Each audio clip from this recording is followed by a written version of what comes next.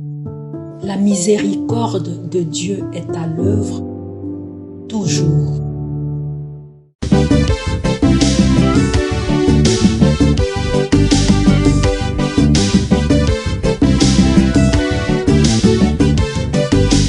Biblia, buku ya bomoi, buku ya bwanyae, emayele, ekokolisa boyambi bwa biso.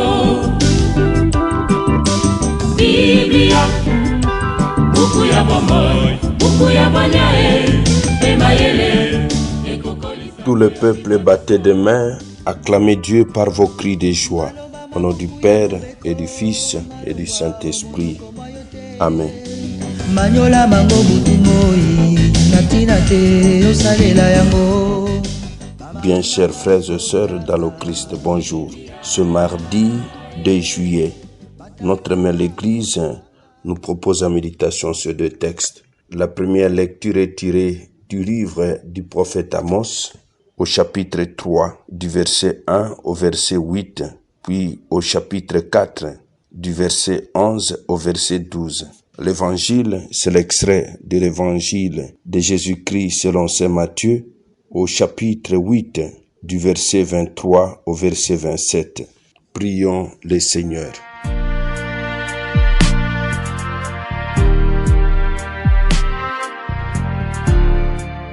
Tu as voulu, Seigneur, qu'en recevant ta grâce, nous devenions des fils de lumière.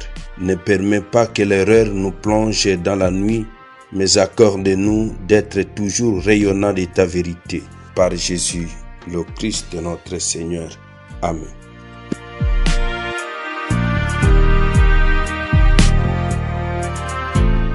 Liturgie de la parole de Dieu.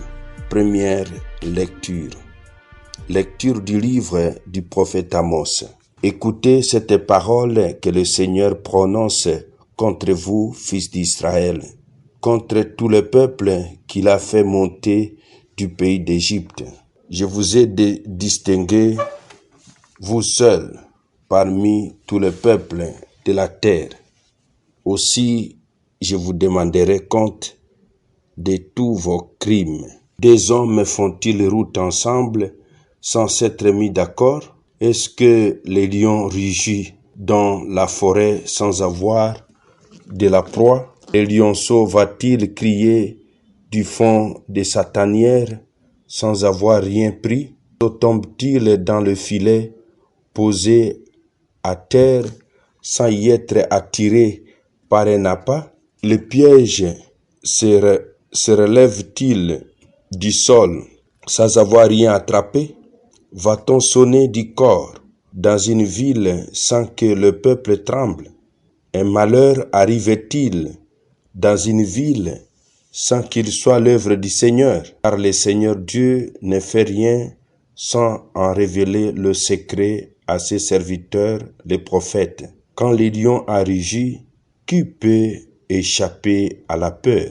Quand le Seigneur Dieu a parlé, qui refuserait d'être prophète?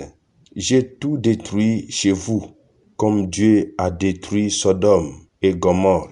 Vous étiez comme un tison sauvé de l'incendie. Et vous n'êtes pas revenu à vous, à moi, oracle du Seigneur. C'est pourquoi voici comment je vais te traiter, Israël. Et puisque c'est ainsi que je vais te traiter, prépare-toi, Israël, à rencontrer ton Dieu. Parole du Seigneur, nous rendons grâce à Dieu.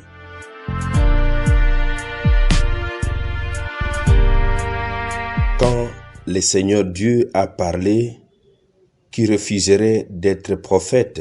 Si le prophète parle, c'est que Dieu a un message à transmettre, puisque les derniers châtiments n'ont pas entraîné la conversion du peuple. Le Seigneur viendra lui-même juger sévèrement Israël. Que celui-ci se prépare donc à paraître devant son Dieu. Évangile de Jésus-Christ selon saint Matthieu. En ce temps-là, comme Jésus montait dans la barque, ses disciples le suivirent.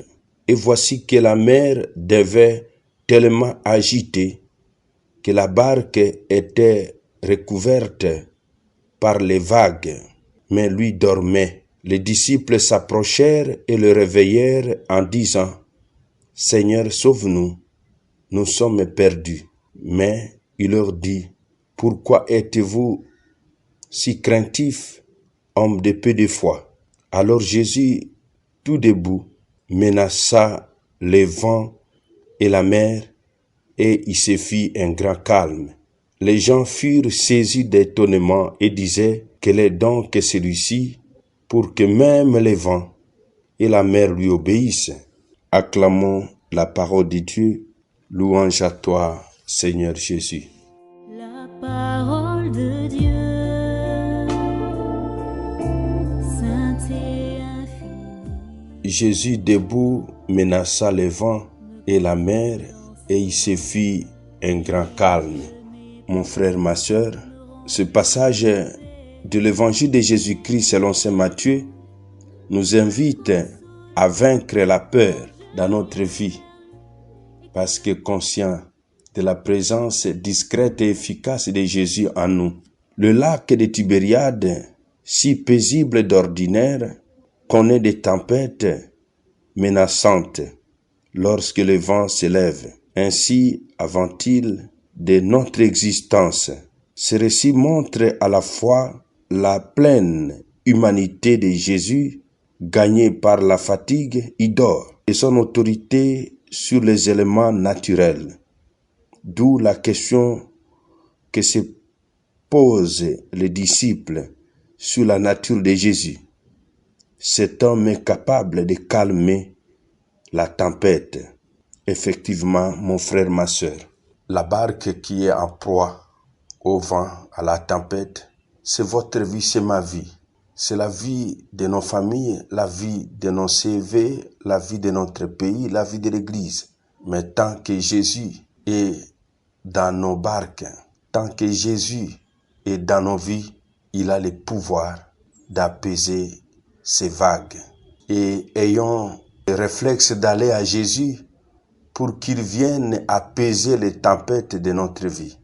Ne cherchons pas d'autres personnes, d'autres solutions, d'autres messies, mais il n'y a que Jésus en nous.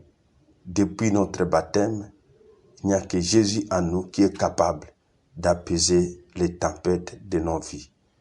Ce matin, disons à Jésus, Seigneur, nous sommes perdus. Nous vous confions la gouvernance de notre vie. Laissons le Christ gouverner notre vie et il saura comment lui-même calmer les tempêtes de nos vies. Amen. Et que Dieu Tout-Puissant vous bénisse et vous protège, le Père, le Fils et le Saint-Esprit. Amen. Excellente journée à tous. Bonne fête patronale aux Martiniens.